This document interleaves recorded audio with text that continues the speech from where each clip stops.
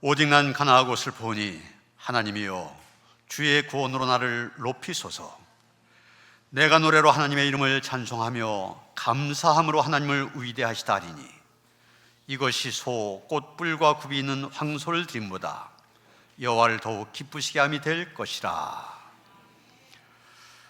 사랑과 은혜가 충만하신 하나님 아버지, 거룩한 주일을 맞아 성전에 나와 감사의 마음을 담아 예배하오니 아벨의 제사와 같이 온전한 번제와 같이 기쁘게 받아 주옵소서.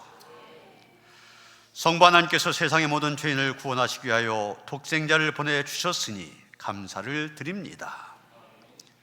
성자 예수님께서 죄 없으신 몸으로 십자가에 달려 우리의 모든 죄를 대속해 주셨으니 찬양을 드립니다. 이 모든 것을 믿게 하시는 성령 하나님의 인도하심을 따라 마음과 뜻과 정성을 다하여 예배하오니 삼위일체 거룩하신 하나님 홀로 영광받아 주옵소서. 예수 그리스도의 이름으로 기원하옵나이다. 아멘.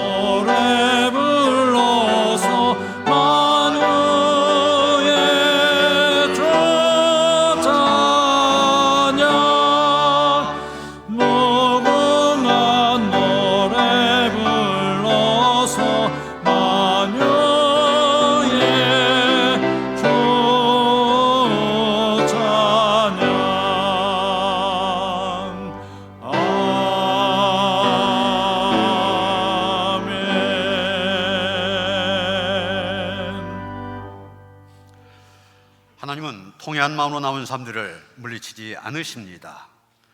이제 우리 모두 함께 진정으로 우리들이 저진 죄를 뉘우치고 고백합시다. 사랑이 많으신 하나님 아버지, 사순절 기간에 예수님이 지신 골고다 언덕의 십자가를 묵상하며 이 고백의 기도를 드립니다. 십자가에서 돌아가신 예수님의 은혜로 참 생명을 얻었건만 저희는 이 생명과 육신이 모두 다 내 것인 양 살아가고 있습니다. 특별히 사순절에 십자가의 고난을 묵상하며 경건하고 거룩하게 지내야 하지만 저희는 지난 주간에 바쁜 세상 일에 얽매여 주님을 잊고 살았습니다. 사업장을 지켜야 하기에, 돈을 벌어야 하기에, 가정을 세워야 하기에 어쩔 수 없다고 하면서 성도로서 하지 말아야 할 말과 행동과 선택을 했습니다. 주님, 어리석고 나약한 저희를 불쌍히 여기시고 모든 죄와 허물을 용서하여 주옵소서. 예수님의 이름으로 이 고백의 기도를 드립니다. 아멘. 작은 자야 안심하라, 내 죄 사함을 받았느니라. 청년이 무엇으로 그의 행실을 깨끗하게 하리이까? 내가 전심으로 주를 찾아 싸우니 주의 계명에서 떠나지 말게 하소서.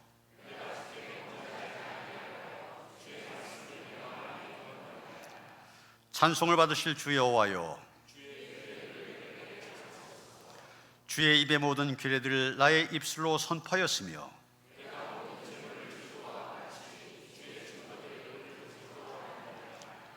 내가 주의 법도들을 작은 소리로 읊조리며 주의 길들에 주의하며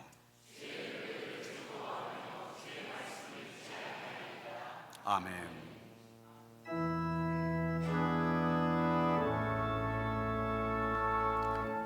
성부 성자와 성령 찬송과 영광 돌려보내세.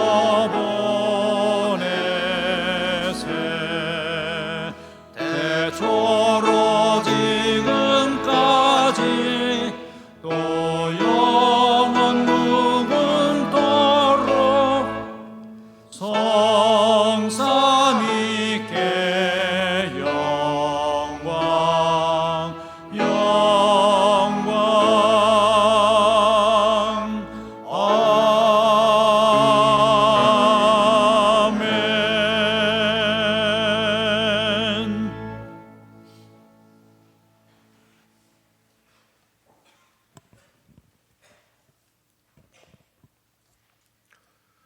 생명이 없을 것 같은 메마른 가지에 생명이 움트고 또 불어오는 바람 속에서 온기가 느껴지는 이 계절의 변화 속에서 우리는 주님의 섭리를 바라봅니다.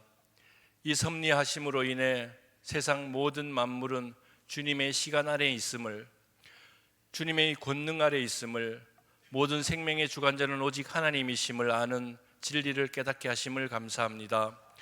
죄로 말미암아 메마른 가지처럼 굳어진 우리의 영혼에도 우리를 사랑하신 하나님의 은혜로 소망의 삭을 틔우고 십자가의 보혈의 꽃을 피움으로 믿음의 구원을 통해 구원의 은총이라는 결실을 허락하신 사랑에 무한 감사를 드립니다. 그 사랑이 믿음의 길을 혼미하게 하는 세상 유혹에도 실족하지 않게 깨어 우리를 지키시고 이 시간 거룩한 자녀로 구별하여 예배의 자리에 있게 하시니 더욱 감사를 드립니다. 은혜의 주님, 지금 사순절을 지나며 우리의 믿음의 모습들을 돌아봅니다. 우리의 믿음이 얼마나 진실한 것인지, 우리의 사랑이 온전한 사랑인지, 우리의 섬김이 진정 낮은 곳에 있었는지, 우리가 걸어가는 이 길이 진정 주님이 원하시는 길인지를 돌아보며 또 점검하여 우리의 믿음이 견고하여지고 우리의 예배가 더 온전한 예배가 되며 우리의 기도가 더 간절해지고 우리의 삶이 구별된 하나님의 자녀로 한 걸음이라도 더욱더 거룩하게 나아가는 은혜의 사순절이 되게 하여 주시옵소서. 자비로우신 하나님, 끊이지 않는 분열과 갈등으로 혼미한 현실에 처한 이 나라를 긍휼히 여겨 주시옵소서. 우리의 지혜로, 우리의 계획으로 희망의 빛이 보이지 않는 답답한 상황이지만 우리 위정자들에게 어떤 이념과 논리보다 바른 정의를 깨달을 지혜를 주시고 그 깨달은 진리와 공의를 행할 용기를 주시옵소서. 그리하여서 사상을 초월한 하나님의 공의가 통치하는 하나님의 나라가 이 땅 가운데 이루어질 수 있도록 도와주시고 또 이 나라를 넘어 열방의 평화와 번영에 기여하는 나라 될 수 있도록 인도하여 주시옵소서. 사랑의 하나님, 어두워져가는 세상을 밝히는 빛대라, 변질되어가는 세상의 소금대라 교회를 부르시고 세우셨지만 지금 이 교회가 빛을 잃고 맛을 잃어 외면받는 위기의 시대가 되었습니다. 늘 그리하셨듯이 위기의 시대에 하나님의 사람들을 통해 새로운 회복과 희망의 역사를 열어가셨듯 이 교회가 본질을 회복하고 다시 성령으로 새롭게 되어 이 땅의 어둠을 물리치고 오염된 세상에 새로운 생명을 불어넣으시는 하나님의 역사에 쓰임받는 건강한 교회로 든든히 서게 하여 주시옵소서. 또한 먼 이국 땅에서 캄보디아에서 주신 사명에 순종하는 유철희 선교사님 가정과 그 동력자들, 또 세우신 선교센터와 포천통 교회 위에 함께하여 주시옵소서. 복음을 통해 캄보디아의 번영과 평화와 구원을 이루기를 원하시는 하나님의 마음을 함께 품을 수 있도록 사명을 향한 열정을 지켜 주시옵소서. 사랑의 하나님, 이 시간도 원치 않는 육신의 질고로 또 인생의 여러 곤고함으로 심히 고단하고 갈한 영혼 붙들고 나와 하나님의 사랑과 긍휼을 구하는 성도들의 간절한 기도를 들어 응답해 주시옵소서. 싸워서 이겨내야 할 고난이라면 이길 능력을 더해 주시고, 피해야 할 고난이라면 피할 길을 열어 주시옵소서. 그리하여서 그 고난 너머에 예비하신 치유와 회복에 이르기까지 인도하여 주시옵소서. 이 시간 말씀 들고 서신 담임 목사님께 신령한 능력을 더하여 주시옵소서. 늘 영과 육이 강건하며 품은 열정 지치지 않게 성령의 신령한 능력 공급해 주시옵소서. 준비하신 말씀이 한 주간도 혼미한 세상 속에서 구별된 하나님의 자녀로 품격을 드러내는 능력이 되게 하여 주시옵소서.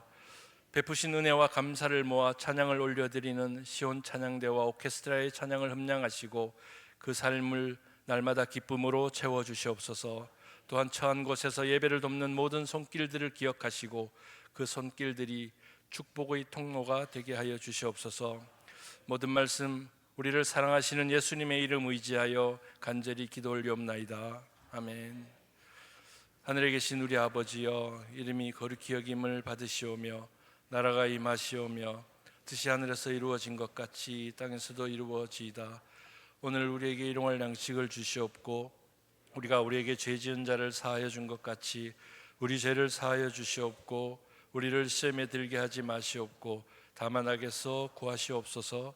나라와 권세와 영광이 아버지께 영원히 있사옵나이다. 아멘.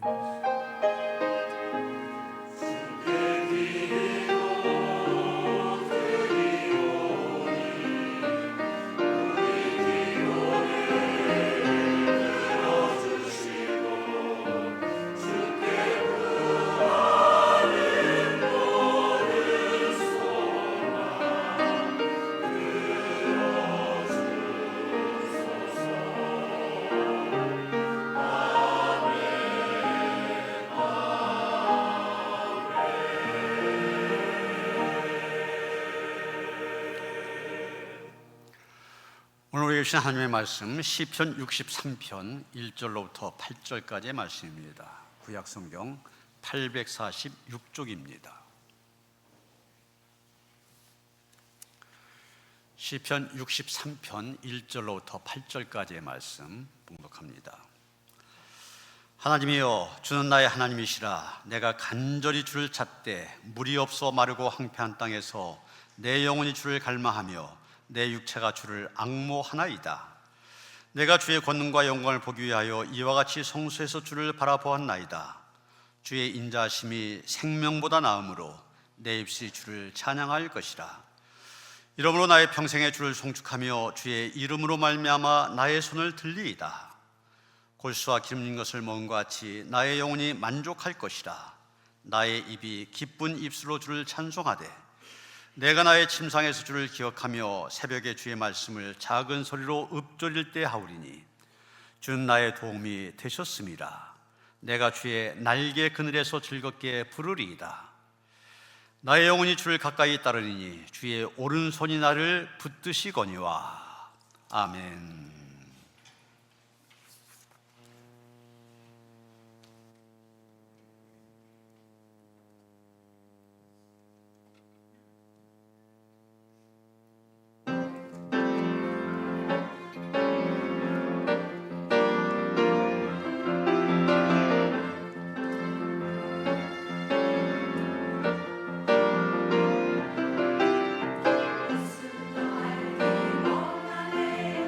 그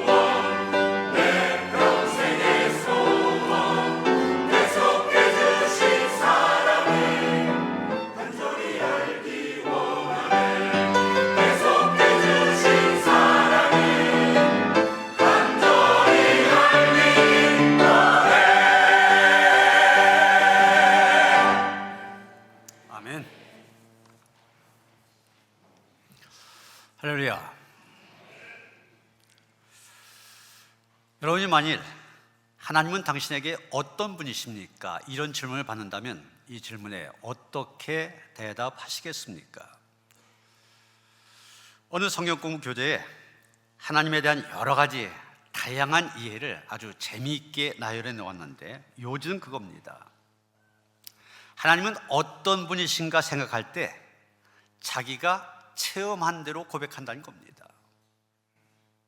어떤 분은 하나님은 요술쟁이라고 말합니다. 왜냐하면 하나님은 기적을 일으키신 분이니까.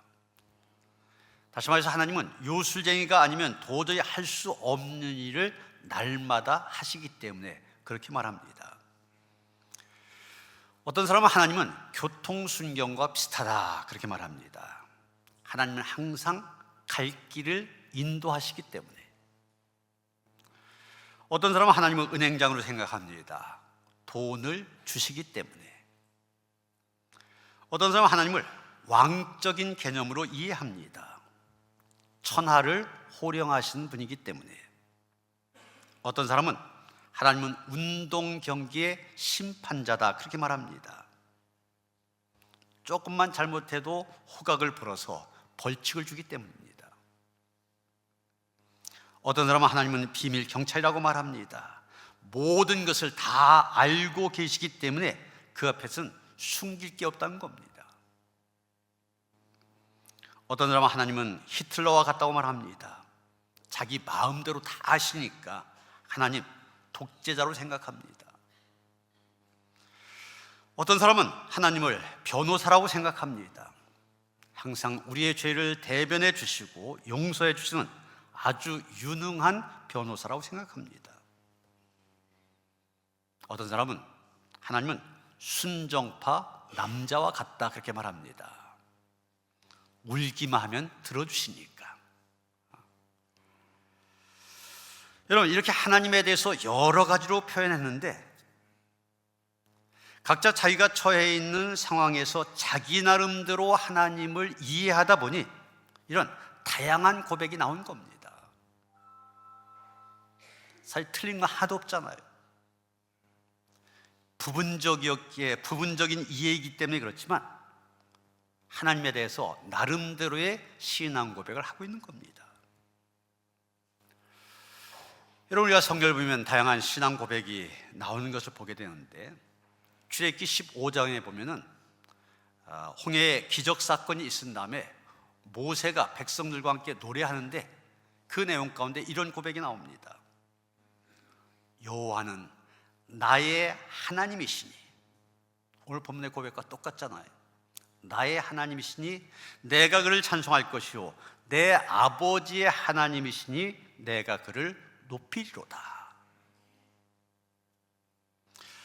신약의 대표적인 고백은 마태복음 16장에 나오는 베드로의 신앙 고백입니다. 예수께서 빌립보 가이사랴 지방에 가셨을 때 너희는 날로 그러하냐? 이 예수님의 질문에 베드로가 대답하죠. 주는 그리스도시요 살아계신 하나님의 아들이십니다. 성경의 가장 대표적인 신앙 고백입니다. 오늘 본문인 시편 63편 다윗의 시 이런 제목이 붙어 있는데 이런 150편 된 시편 곳곳에 다윗의 시 이런 제목이 많잖아요. 근데 여기저기에 대해서 하나님에 대한 신앙 고백 다양하게 한 것을 보게 됩니다. 그 다윗이 오늘 본문 1절에서 주는 나의 하나님이시라 최고의 신앙 고백을 하고 있습니다. 여러분, 다윗이 언제 이런 고백을 했습니까? 이런 거 63편 보면 다윗의 시그로 그 옆에 덮쳐 있는 말이 있죠. 유다 광야에 있을 때. 이때가 언제냐? 학자들은 우리가 지난주에 보았던 시편 27편과 같은 배경이라고 얘기합니다. 다윗이 그의 아들 압살롬의 반역으로 인하여서 피난하되 이 유대 광야로 피신했을 때다 이렇게 보고 있습니다.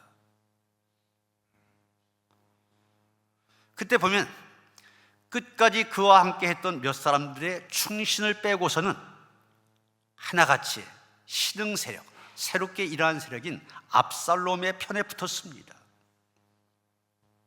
그러다 보니 그는 초라한 행색으로 피난길에 오를 수밖에 없었습니다. 이미 나이도 많았습니다. 늙은 몸으로 아들을 피하여 도망을 가야 했습니다. 다른 사람도 아닌 자기 아들 압살롬이 아버지를 축출하고 아버지 다윗의 생명을 위협했던 것입니다. 그런데 여러분, 다윗은 이 거듭되는 위기 가운데서도 자신을 왕으로 세우신 하나님의 보호하심을 의심하지 않았습니다. 또 하나님께서 생명의 근원이 되심을 확신하였습니다. 그런 다윗이기 때문에 이 어려운 상황에서도 주는 나의 하나님이시라 최고의 신앙 고백을 하고 있는 것입니다. 당신 나의 하나님이십니다. 이 고백은 하나님과의 친밀한 관계를 보여주며 자신의 모든 염려를 하나님께 맡기고 있음을 나타내고 있습니다. 여러분, 본문에 하나님이라는 말 히브리어로 엘로힘 그렇게 말합니다. 전능자, 이런 뜻을 갖고 있습니다. 다윗은 전능하신 하나님을 자신의 하나님으로 믿었습니다. 나의 하나님으로 믿을 때 물이 없는 황폐한 땅에서도 그는 하나님을 찾을 수가 있었습니다.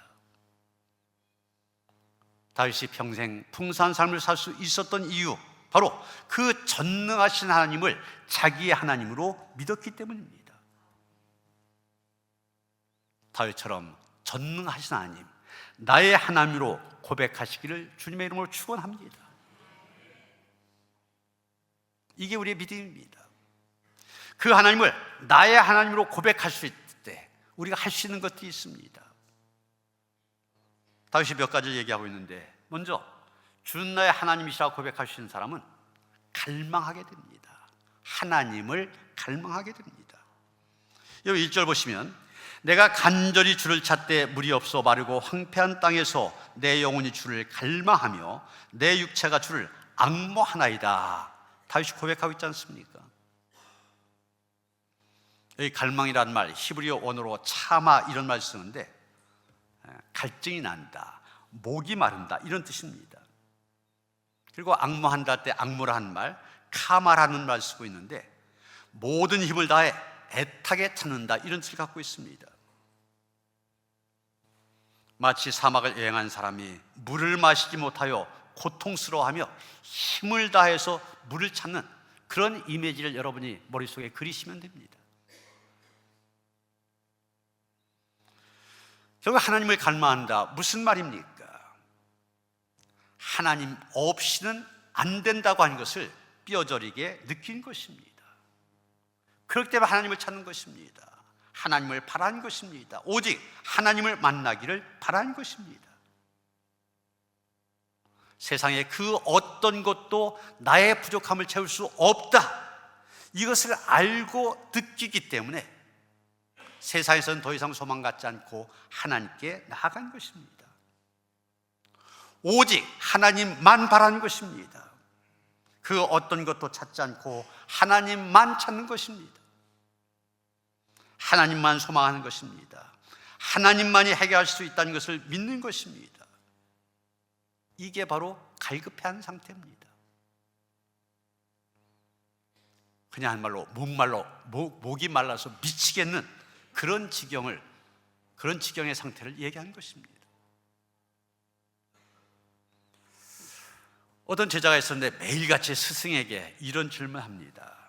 스승님, 어떻게 하면 하나님을 찾을 수 있을까요? 똑같은 질문에 대해서 또 스승이 매일 똑같은 대답을 합니다. 갈망함으로써, 이렇게 대답합니다. 네가 갈망해야 하나님을 찾을 수 있다. 제자가 다시 묻습니다. 그렇지만 저는 온 마음을 다해서 하나님을 갈망하고 있지 않습니까? 그런데 왜 그분을 찾지 못한 것입니까? 하루는 그 스승이 제자와 함께 강에서 목욕을 하고 있었습니다. 그런데 갑자기 스승이 이 제자의 머리를 물속에 쳐놓고 쳐놓고 누릅니다. 그랬더니 이 제자가 풀려나려고 필사적으로 몸부림을 칩니다. 그때까지 꽉 붙들고 있어요. 다음 날이 돼서 스승이 먼저 말을 꺼냅니다. 어제 자네의 머리를 물속에 넣었을 때 왜 그렇게 몸부림을 쳤나? 예, 숨이 막혀서 그랬습니다. 이때 스승이 말합니다. 바로 그렇게 하나님을 숨막히게 찾으면 하나님을 찾게 될 것이에요. 이게 갈망하는 거란 얘기예요. 여러분, 하나님을 향한 이런 갈망이 있습니까? 다윗은 그 절체절명의 위기 상황에서 사막에서 물을 찾는 심정으로 하나님을 갈망하였습니다. 숨 막혀 죽을 것 같으니까 살기 위해서 몸부림치는 것처럼 하나님을 갈망하였습니다. 여러분, 오늘 본문에서 다윗이 하나님을 나의 하나님 고백했지만 좀 전에 말씀드린 것처럼 다른 곳에서는 여러 가지 다르게 하나님에 대해 고백하고 있는데 목자, 산성, 방패, 요새, 반석, 하나님에 대해서 이렇게 부르고 있습니다. 여러분, 우리가 이런 단어들을 시편을 읽다 보면 많이 보게 되는데 이런 단어를 시를 멋지게 하기 위해서 사용한 단어들이 아닙니다. 하나님께서 다윗에게 실제 상황에서 그런 분이셨다는 거예요. 다윗은 어떤 상황이었든지 항상 하나님을 간절히 찾았고 하나님께서는 때에 따라서 그의 목자가 되시기도 하셨고 산성이 되시기도 방패가 되시기도 요새가 되시기도 반석이 되시기도 하셨던 것입니다. 시편 18편 2절에 그런 표현들이 많이 나옵니다. 여호와 나의 반석이시오 나의 요새시오 나를 건지시는 이시오 나의 하나님이시오 내가 그 안에 피할 나의 바위시오 나의 방패시오 나의 구원의 뿌리시오 나의 산성이시로다. 여러분, 우리가 세상에서 내가 사랑하고 의지하고 간절히 찾는 것들, 세상에 찾는 것들, 저것들이 나에게 도움이 될 거다 하는 것들, 나를 배신할 수 있습니다. 그런 것들 때문에 우리가 실망할 수 있어요. 그러나 하나님께서는 결코 나를 버리지 않는 분이시기에 우리는 그분만을 갈망할 수 있는 것입니다. 다윗은 하나님을 갈망하는 마음으로 언약궤를 이스라엘로 되찾아왔습니다. 마리아는 귀한 향유 옥합 깨트려서 예수님의 발을 씻길 정도로 예수님을 갈망하였습니다. 이런 갈망이 우리에게 있어야만 됩니다. 두 번째로 주는 나의 하나님이시라고 고백할 수 있는 사람은 찬양하게 됩니다. 찬양을 할 수 있습니다. 3절 보시면 주의 인자하심이 생명보다 나음으로 내 입술이 주를 찬양할 것이라 다윗은 고백하고 있습니다. 여기 인자란 말 히브리어로 헤세드입니다. 우리 청년들이 헤세드 청년 이렇게 부르고 있는데 헤세드라는 말을 번역할 때 인자, 자비 이런 여러 가지 말로 번역합니다. 그건 이것은 좀 더 확실하게 얘기하면 하나님과의 관계에서 임하는 하나님의 은혜 모든 것을 가리킬 때 헤세드 이런 말을 쓰고 있습니다. 다윗이 지금 곤고한 상황에 빠져 있습니다. 어렵고 힘든 상황에 빠져 있습니다. 그런 상황에서 그는 탄식하지 아니하고 원망하고 불평하지 아니하고 하나님을 찬양했습니다. 바로 이 헤세드, 하나님의 은혜를 삼하였기 때문입니다. 그는 자신의 존재의 모든 기반과 목적 하나님께 있음을 믿었습니다. 하나님이 자신의 일부가 아니라 자신의 전부가 됨을 고백하였습니다. 위기를 당할 때마다 구해주신 그 사랑이 목숨보다 큰 것임을 깨닫고 내가 그 하나님 입술로 찬양할 것이다 선포하고 있는 것입니다. 여러분이 시편 63편의 배경 유대 광야에 있을 때라고 했잖아요. 근데 이 유대 광야라고 하는 말 성경에서 상징적인 의미를 갖고 있습니다. 여러분, 광야 보신 것처럼 사막입니다. 당연히 건조한 지역입니다. 저희 이스라엘 땅에 중앙 산지라고 있는데 이곳은 산악지역입니다. 그곳에는 1년에 한 500mm가 넘는 집중호우가 쏟아집니다. 그런데 유대 광야에는 거의 비가 내리지 않습니다. 그러다 보니 여러분 좀 전에 보셨던 것처럼 독특한 지형을 이 유대 광야가 갖고 있는데, 바로 이 중앙산지에서 흘러내린 물 때문에 많은 협곡을 형성하게 된 겁니다. 이 황량한 곳에서 예수님은 40일 금식 기도를 통하여 공생애를 준비하셨고, 다윗은 사울 왕과 또 아들 압살롬을 피하여 이곳으로 피난하며 수많은 시편들을 노래했습니다.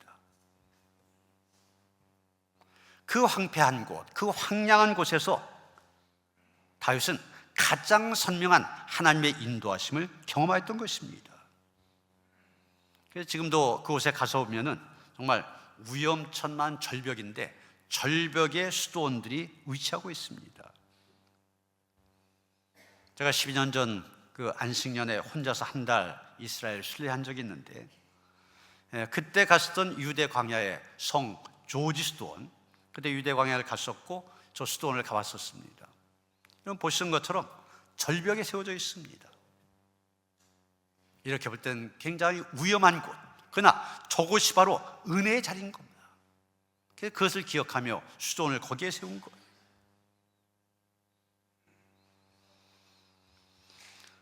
우리가 잘 부르는 찬송 370장이 있는데 뭐라고 찬송합니까? 주 안에 있는 나에게 딴 근심 있으랴, 십자가 밑에 나아가 내 짐을 풀었네. 그 두려움이 변하여 내 기도 되었고 전날의 한숨 변하여 내 노래 되었네. 주님을 찬송하면서 할렐루야 할렐루야 내 앞길 멀고 험해도 주님만 따라가리. 여러분, 여기 근심, 십자가, 짐, 또 두려움, 한숨, 이런 것들은 지금 상황이 굉장히 좋지 않다고 하는 걸 보여주고 있지 않습니까? 그런데 그런 상황에서 뭐라고 얘기합니까? 난 주님만 찬송하면서 주님을 따라가겠다. 이 찬양 작사자가 엘리자 히윗이란 여인입니다. 펜실바니아에서 태어나 교육학을 전공한 다음에 독신으로 살면서 불량 청소년들 상담하고 선도하는 그런 정말 좋은 일을 하고 있었습니다. 그러던 어느 날 한 청소년을 상담하던 자리에서 폭력을 휘두른 그 소년에 의하여서 이 척추를 다치게 됩니다. 그래서 7주 동안 병상 생활을 해야만 됐습니다. 금방 낫지도 않습니다. 또 내가 선한 일을 하다가 왜 이런 고난을 당해야 되느냐, 이해할 수 없는 고난 때문에 또 혼란스럽기도 합니다. 꼼짝없이 병상에 누워서 아무 일도 못합니다. 이런 상황인데, 이런 상황을 힘들게 견디고 있는데 한 흑인 여성이 콧노래를 부르면서 병원을 청소하는 것을 보게 됩니다. 자기 마음이 안 좋으니까 그것도 좋게 생각되지 않습니다. 그래서 참지 못하고, 아니 그 노래 좀 그만 부를 수 없냐, 핀잔을 주었습니다. 그랬더니 그 여인이 이렇게 대답하는 겁니다. 제 인생 또한 무척 힘들고 어렵습니다. 하지만 괴로울 때면 찬양을 통하여 하나님의 은혜를 경험합니다. 이 말을 듣는 순간 히윗 여사의 머리를 스치는 생각이 있었습니다. 아, 고난 속에서도 하나님의 은혜가 임하는구나. 저 여인을 통해서 하나님께서 나에게 찬양을 멈추지 말라고 말씀하시는구나. 이런 깨달음 속에서 만들어진 찬송이 바로 방금 본 370장입니다. 그렇게 그녀가 만든 찬양들이 여러 개 있습니다. 453장 예수도 알기 원하네, 539장 너 예수께 조용히 나가, 다 이분에 의해서 만들어진 찬송가들입니다. 그리고 그녀는 하나님의 은혜로 7주 동안의 투병 생활 다 마치고 다시 그녀는 어려움을 겪고 있는 청소년들을 돕는 사역 평생 계속 이어가게 되었다는 것입니다. 여러분, 우리가 누굽니까? 우리는 영원하신 하나님을 찬양할 사람들입니다. 우리가 세상 살아가는 동안 역경 만날 수 있습니다. 환난도 만날 수 있습니다. 그러나 그 역경과 환난을 만났다고 해서 슬퍼하거나 낙심할 것이 아니라 내가 지금 최악의 상황에 있다 할지라도 그것을 역전시키는 하나님의 기적의 능력을 믿고 찬양을 멈추지 말아야만 됩니다. 고난과 역경 속에서도 하나님의 인자하심, 하나님의 헷세들을 기억하고 찬양해야 됩니다. 승리의 날을 바라며 나의 하나님을 향하여 끊임없이 찬양해야 될 것입니다. 셋째로, 주는 나의 하나님이시라고 고백할 수 있는 사람은 어떤 상황에서도 기도할 수 있습니다. 4절 보면 다윗은 이러므로 나의 평생의 주를 송축하며 주의 이름으로 말미암아 나의 손을 들리이다, 이렇게 고백하고 있습니다. 여기 손을 드는 행위, 유대인들의 전통적인 기도의 자세를 가리키는 겁니다. 유대인들은 양손바닥을 하늘로 향하도록 이렇게 펼쳐들고서 기도하였는데 이것은 바로 하나님을 신뢰한 모습을 가리키는 것입니다. 여러분, 다윗의 한평생 환난의 연속 아니었습니까? 어린 시절 양치기였습니다. 우리 양친 목자 평화스러운 모습을 생각하게 되는데 사실 그거 아니잖아요. 언제 맹수들이 쳐들어올지 모릅니다. 맹수들이 쳐들어와서 짐승들이 쳐들어와서 양을 잡아먹을지 몰라요. 그들과 싸워야 됩니다. 이런 다윗이 돌팔매 한 번에 골리앗을 쳐 죽인 것 그냥 된 일이 아니잖아요. 그만큼 훈련이 있었다는 얘기예요. 그런 경험이 많이 있었다는 얘기입니다. 골리앗을 죽이는 공로로 인하여서 큰 공로를 세웠지만 사울 왕의 시기와 질투로 인하여서 10년이 넘는 세월 쫓겨다닙니다. 그리고 지금의 이스라엘 영토를 맡는 사람이 다윗입니다. 평생 동안 전쟁터에서 살았다는 얘기. 그리고 말년에 아들 압살롬이 반란을 일으켜서 도망다니는 그런 시세가 되어집니다. 한평생이 환난의 연속이었습니다. 이런 환난 가운데서도 그가 나라를 지키고 왕위를 지키고 가정을 지킬 수 있었던 것은 믿음으로 기도한 사람이었기 때문입니다. 다윗은 기도한 사람이었습니다. 그래서 사무엘서 다윗에 대한 이야기들이 기록되어져 있는데 거기 보면 어디 전쟁을 할 때나 싸울 때나 늘 먼저 기도한 가운데 하나님 가야 됩니까? 말아야 됩니까? 응답을 받고 나아가는 것을 보게 됩니다. 무엇을 결정할 때나 또 인생이 흔들릴 때마다 주가 되신 하나님 향하여 기도함으로 모든 것을 바르게 세워나갈 수 있었습니다.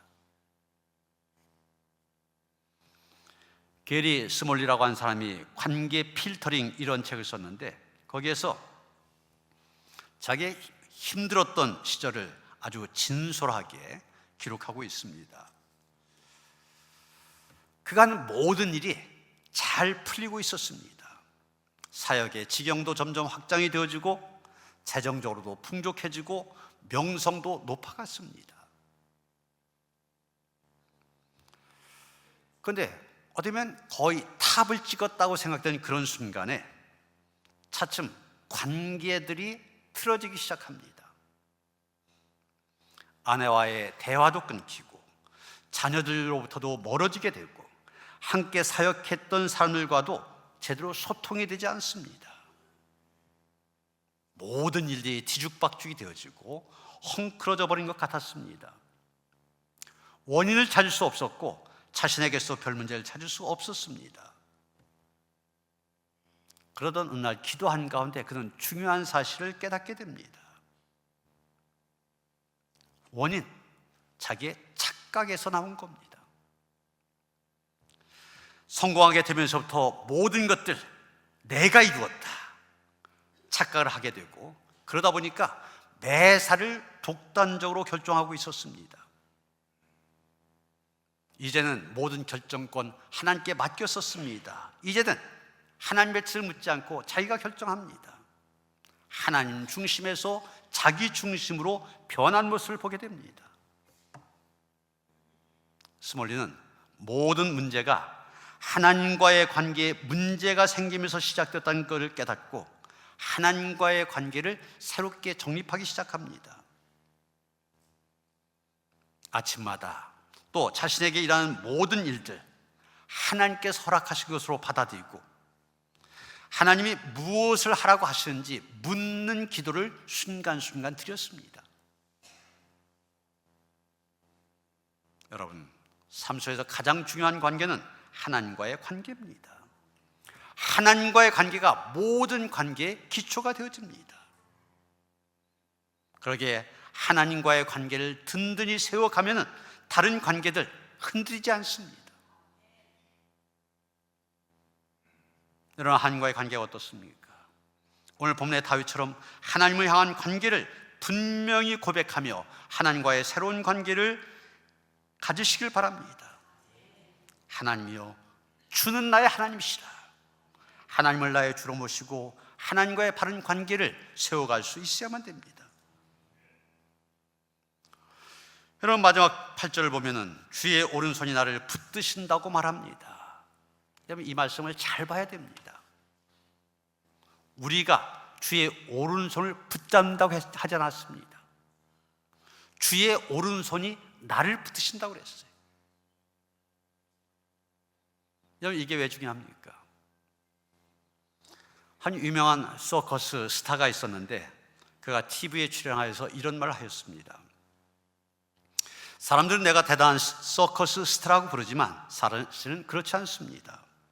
이 서커스의 진짜 스타는 서커스 뒤에 숨어서 내가 그네를 탈 때마다 내 손을 붙잡아주는 저 조라고 하는 사람입니다.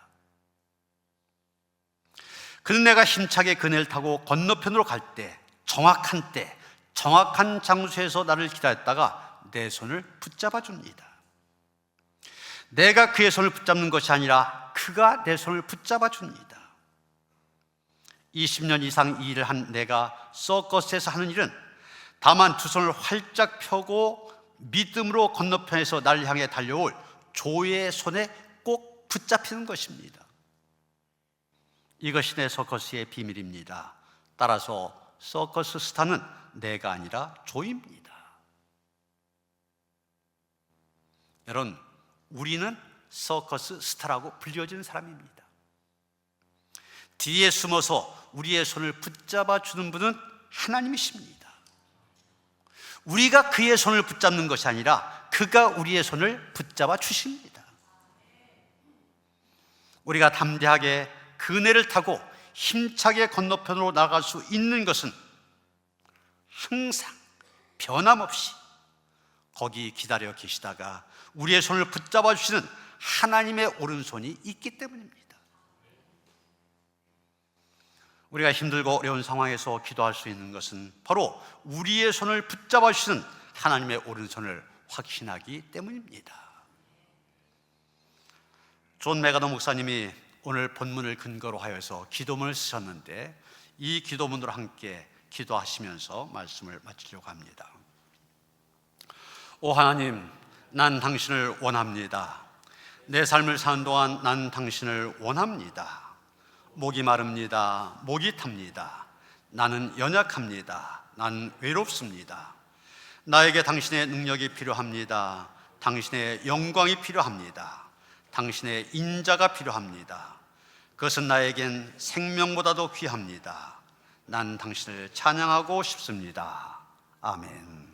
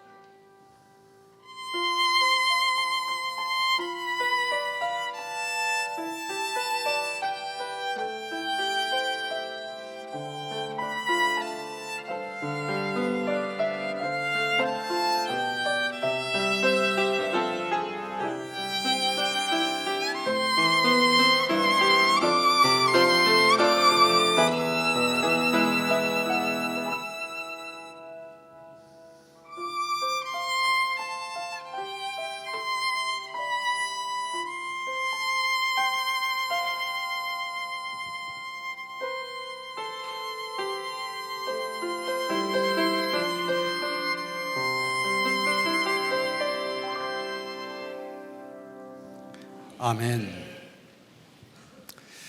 여호와 하나님, 나의 하나님으로 고백하는 믿음 허락하여 주셔서 주님 앞에 나와 영과 진리로 예배할 수 있게 하시니 감사드립니다. 예배한 이 시간 그 하나님의 임재를 경험할 수 있게 하시고 그 은혜를 누리는 시간 될 수 있도록 함께하여 주시옵소서. 오늘 하나님 앞에 나와 예배하면서 정성된 예물을 드립니다. 믿음으로 드리오니 기쁘게 받아 주시옵소서. 우리의 가진 모든 것 주님의 것임을 고백하며 10의 1조를 드리고 각가지 조건에 따라 감사 예물을 드리며 선교헌금, 속회헌금, 장학헌금 각가지 묶어서 하나님 앞에 올려드립니다. 기쁘게 받아 주시옵소서. 드리면서 하나님 앞에 서원 한 발 하나님께서 들으시고 응답하여 주시옵소서. 그래서 우리의 모든 삶 속에 하나님께 주신 풍성함이 넘치게 하여 주시옵소서. 하나님 손에 귀한 예물 올려졌습니다. 친히 축사하시사 쓰여진 곳곳마다 이 하나님의 놀라운 이름이, 전능하신 하나님의 이름이 더 많은 사람들에게 새겨주고 알려지는데 쓰임받게 하시옵소서. 예수 그리스도 이름 받들어 간절히 축원하며 기도하옵나이다. 아멘.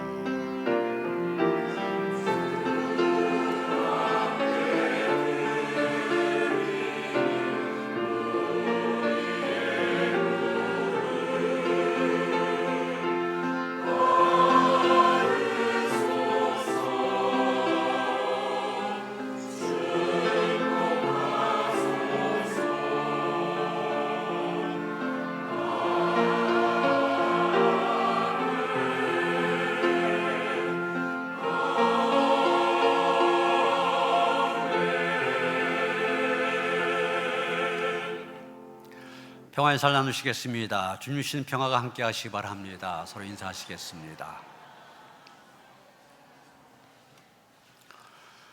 오늘 오후 소그룹 예배 사역팀별 예배입니다. 사순절 특별 새벽기도에 이제 3주차 시작이 되어집니다. 남은 시간도 더 모이는 일에 힘쓰시길 바랍니다.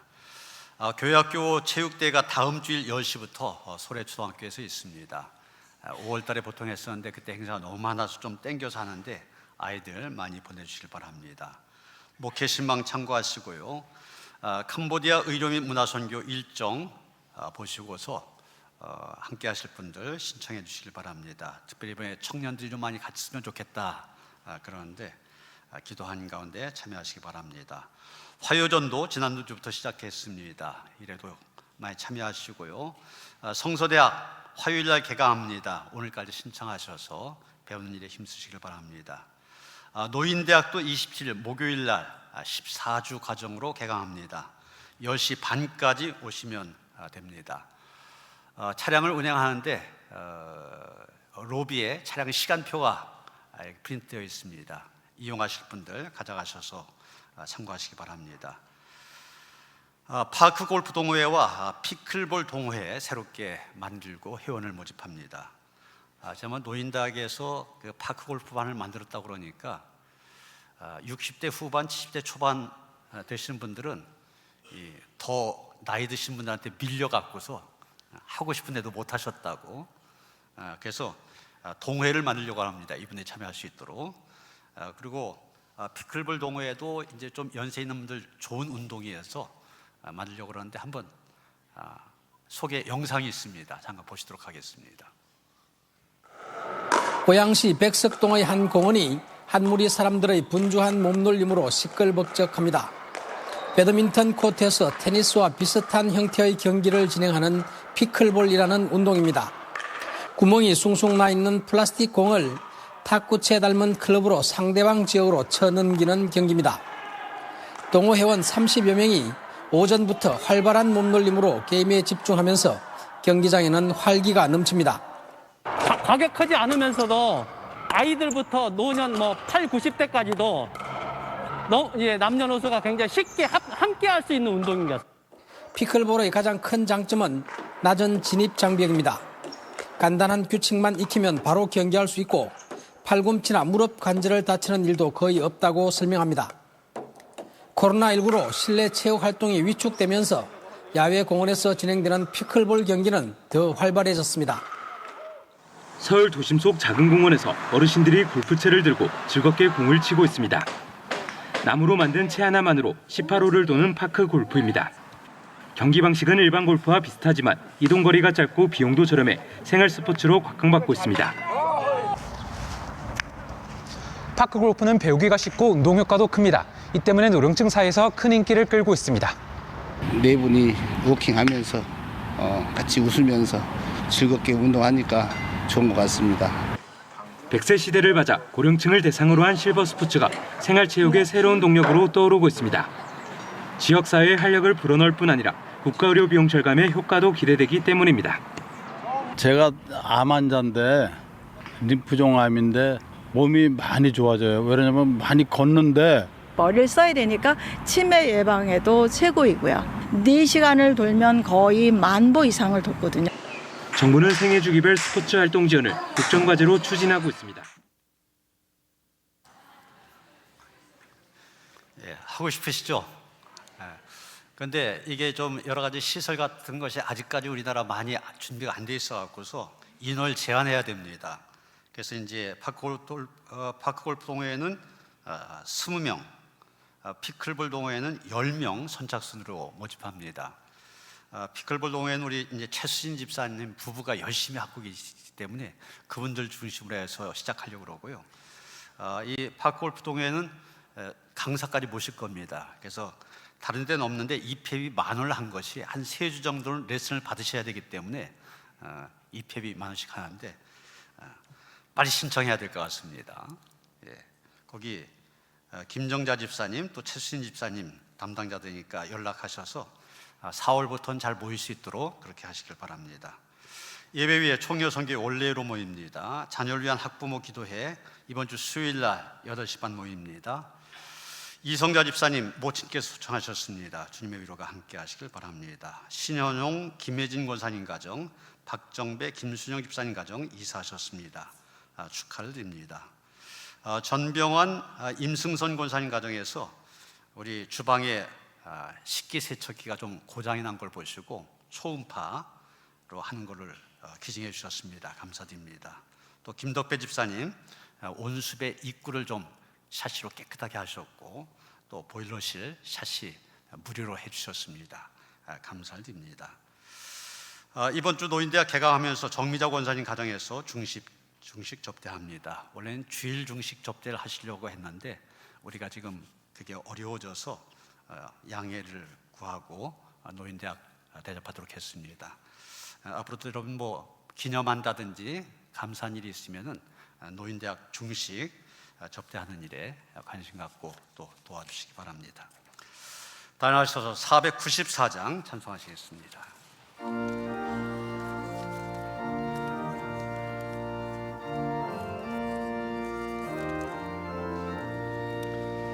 만세 반석 열리니 내가 들어갑니다. 장애 어리상하여 물과 피를 흘린 곳 내 혈험 내어서 정결하게 하소서. 내가 꿈을 세우나 은혜 갚지 못하네. 쉼이 없이 힘쓰고 눈물 근심 많으나 구수 못할 죄인은 예수 홀로 속하네. 빈손 들고 앞에 가 십자가를 붙드네. 의가 없는 자라도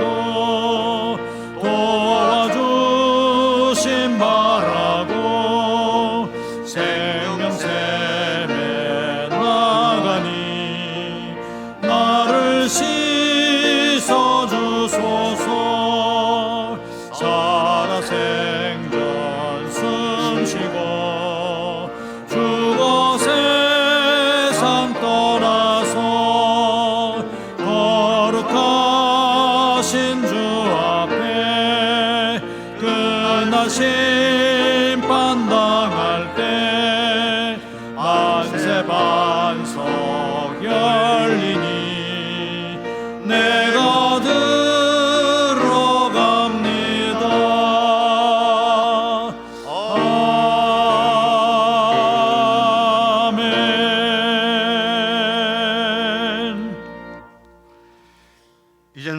그리스도의 은혜와 하나님 아버지의 그 극진하신 사랑과 성령의 감화감동 역사하심이 주는 나의 하나님이십니다. 분명한 신앙 고백 안에서 주님을 바라며 믿음으로 나아가기를 원하며 다짐하는 모든 성도들 가운데 이제로부터 영원토록 함께 하시옵기를 간절히 축원하옵나이다. 아멘.